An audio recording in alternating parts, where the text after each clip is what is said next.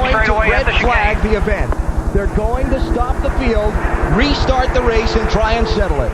No takers among the lead lap cars this time. Well, again, I think they're watching the radar and they're watching the weather. Everyone knows regardless, even if you stopped right there, you're still going to have to make another stop. And I just think they want to run this thing out just as far as they possibly can to see what this weather is going to do. Under caution, bit of a sprinkle, and the jet dryer still running, trying to keep some heat in the racetrack, get it dried off so we can resume the Daytona 500. They have brought the cars to pit road, withdrawn the yellow, and issued the red flag. Some of the cars have now been covered up, and no work is permitted on cars during the red flag. The race has officially been declared final. It is over. So Matt Kenseth, Jack Roush, there is your Daytona 500 winner in the 51st running of the Great American Race, the 2009 champ. Matt Kenseth in a backup car, slipping through for the lead, and now the victory in the rain-shortened Daytona 500. And our Steve Burns is down there. Steve? Well, Chris, Matt Kenseth wins the biggest race of them all. Matt, what does it mean to you as a racer from the time you were a child to win this race? Oh, my goodness. It's going to be really wet out here. It's probably going to cry like a baby, but just really need to thank my team and thank the Lord for giving me this opportunity, first of all. And just had a lot of great opportunities in my life with my family and getting me into racing. And really DeWalt, Ford, Carhartt, USG Sheetrock, R&L Carriers, all the sponsors that we had that had stuck by us and made this happen in an up economy and a down economy. And man, I don't know, winning the Daytona 500 is definitely a G moment. It's just an unbelievable feeling. David Rudeman in the double zero car, and we do have caution on the speedway. Excuse me, Larry. Yeah, we got a little bit of moisture. It usually starts down in turns 1 and 2. This ain't rain. Oh, what is We this? had rain yesterday. Yeah, that was rain. These are sprinkles. Well, some days I hate it when the weatherman is right, and this is one of them. The forecast for today was 40% chance of thunder showers until 1 o'clock. And then from 1 o'clock on, only 40% chance of sunshine. So right now, looks like we're getting about 80% of that 60%. Holy falling cow. down in turn Time 2. out. How many percent is that anyway? Yeah. 40, 80, 60. I can't keep up. We're at 76 laps. Caution laps are counting as we complete a red flag period of nearly 57 minutes. We are under caution at Lowe's Motor Speedway on our most solemn of holidays, Memorial Day. There is no crash, no blown engine, and no rain. NASCAR, in what I think is an extraordinary gesture, has elected to wave the caution flag so that as we come to the 3 o'clock hour, the time at which our president has asked all Americans to honor all of those who have served in the defense and protection of our country, NASCAR is going to bring the cars around to the front straightaway, park them, shut them off. All the fans are to their feet. All of the flags have been lowered to half-mast, and all the crewmen have come to the edge of their pit boxes all along pit road to aid in this solemn salute to all of those who have served. So we're about 45 seconds to 3 o'clock. And we'll all stand silent in remembrance and tribute to all the great soldiers, sailors, airmen, Marines, Coast Guardsmen, reservists, National Guard, and all of those who have, throughout the history of this country, taken up arms to win and protect the freedom of Americans and like-minded peoples around the globe. We'll ask you too for a minute of silence.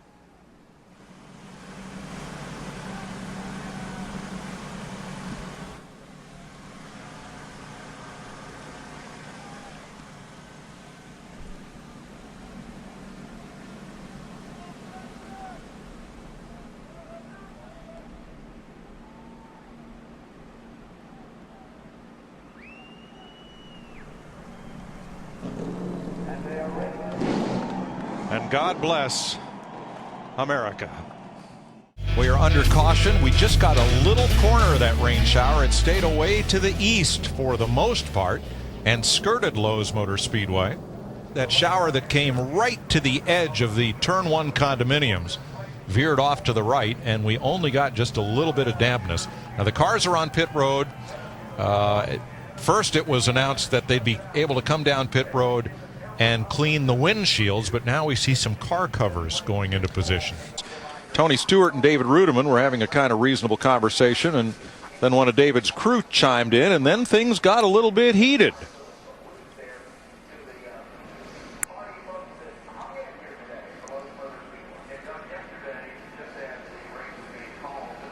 Not sure what's going on there. There's certainly a crew member is not happy with smoke.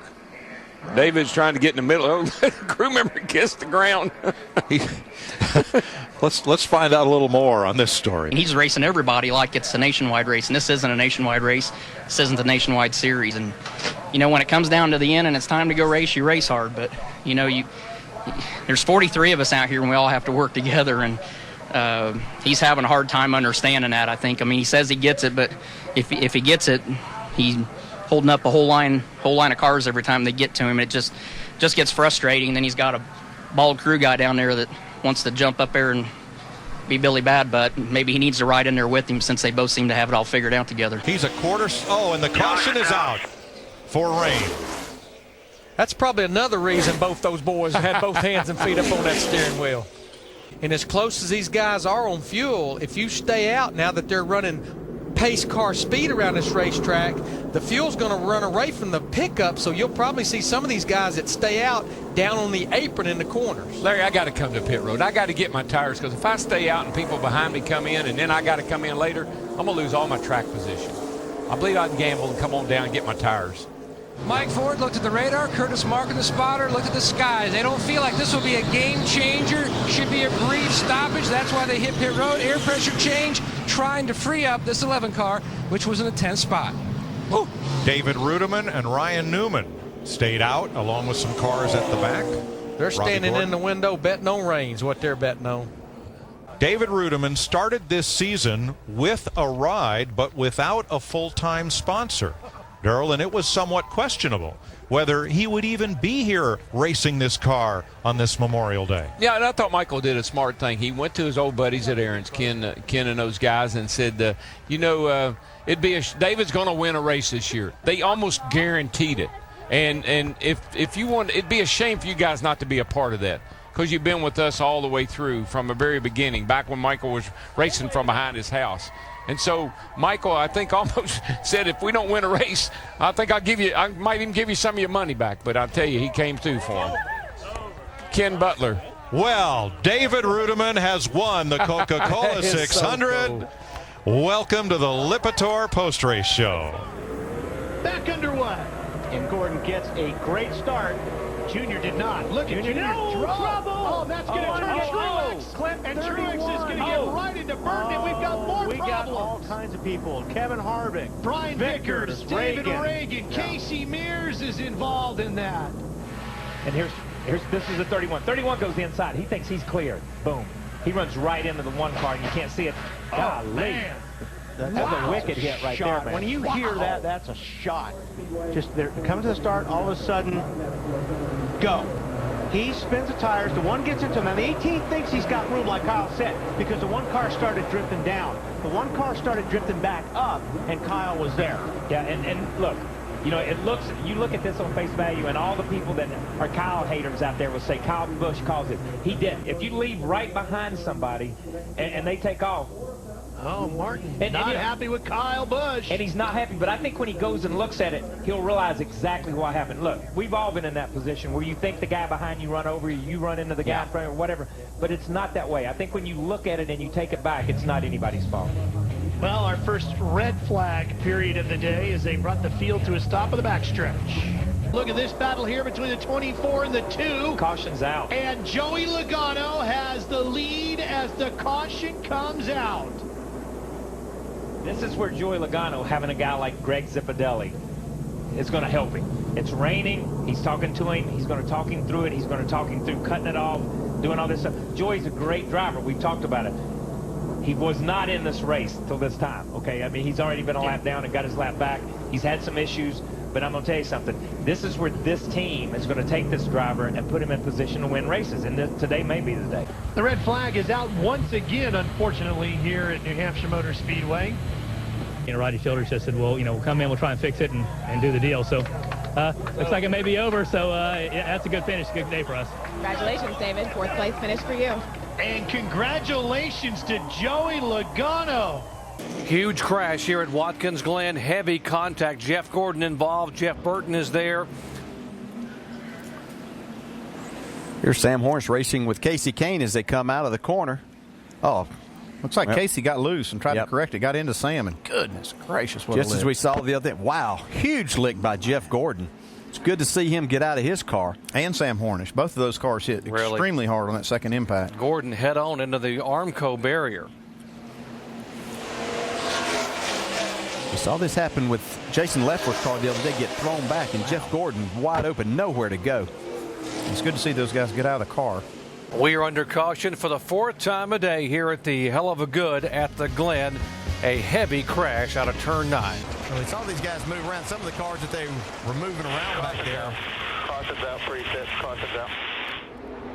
The caution on the racetrack, and we are being told it is indeed showers falling. And in spite of the fact that we told you there was a less than 10% chance of showers throughout the afternoon, right now it's 100% over the racetrack. Yeah, right there's your 10%. Welcome back to the Carfax 400 here at Michigan, the unofficially known as the Drought Buster Stock Car Series. If you ever need rain anywhere, just call us and we'll bring the NASCAR Sprint Cup cars and get a shower in your area. Yeah, selling down there almost 200 miles an hour into this turn 1. You see everything's fine right now, but watch. That's no fun, I'll assure you. You can hear him just get out and roll. He's hoping to hear caution because he didn't want to have to come back through there again. Good news for us, the red flag is out, but the better news is the fact that the rain has stopped. That little cloud over it seems to be moving away, and they will get this track to drive very quickly because there's still quite a bit of heat in the racetrack. Got trouble. Michael Waltrip around. Heavy contact then. And the 33 car involved, and that will pretty much doom any shot he would have at getting in the chase. And the whole front of that car is just destroyed for Michael Waltrip. Yeah, unless they red flag this, we're going to be down to pretty much a green-white checker before they can get all of this. I think they're going to red flag this, though. Yeah, they're going to stop on the racetrack. We're being heard. They're going to put them on the back straightaway and try to get this all cleaned up so we have some laps of racing left. This is how this all got started. Or this is the first time, as you see Michael Waltrip kind of squeezes Martin Truex and then gets into the right rear of the car that he owns of David Rudiman. And then I think Michael might have a tire go down right here. Yeah, just swaps ends, gets into the wall. And then Clint Boyer gets turned around by Joey Logano and backs into Michael Waltrip. Oh, and there's the 33 car, the back end, the front end. Clint Boyer's car all chewed up. Clint had moved up in within about 50 points of the 12th position early in this race, and now as he sits on the racetrack here under the red flag, he's being shown 112 points back of 12th, 15th in the points. Whoa, got trouble getting into 3, guys. Joey Logano. Big crash. Oh, he's upside down. Over and over, Logano goes between 3 and 4. No.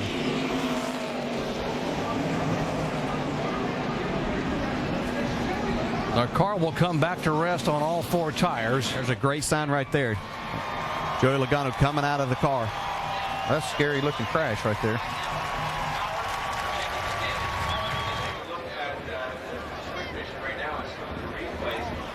Really just kind of a stack up effect.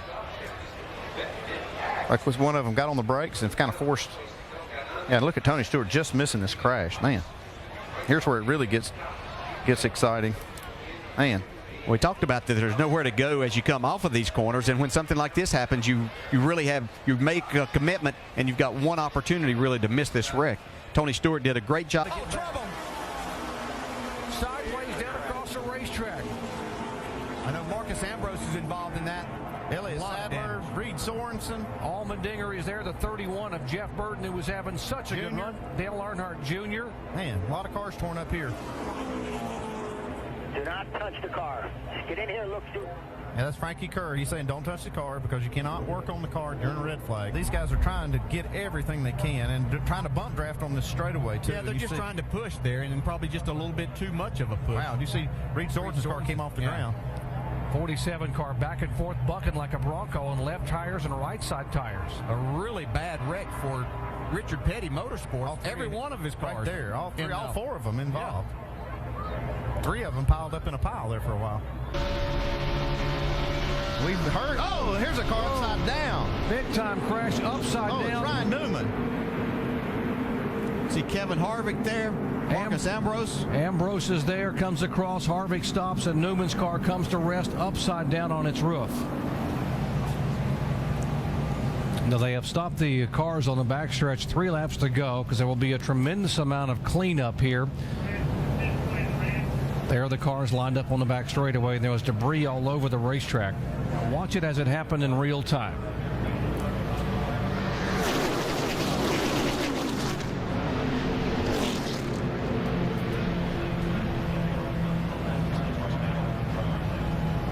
And Ryan Newman climbing out. How about that? Wow.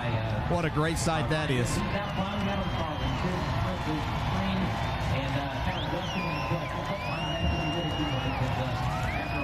Wow, how safe are these race cars that NASCAR has these teams built now? Got a little mud on him, but otherwise none the worse for wear. That's good to see. Yeah, when you got to dust the grass off of you, and that's the worst thing, that's a pretty good day.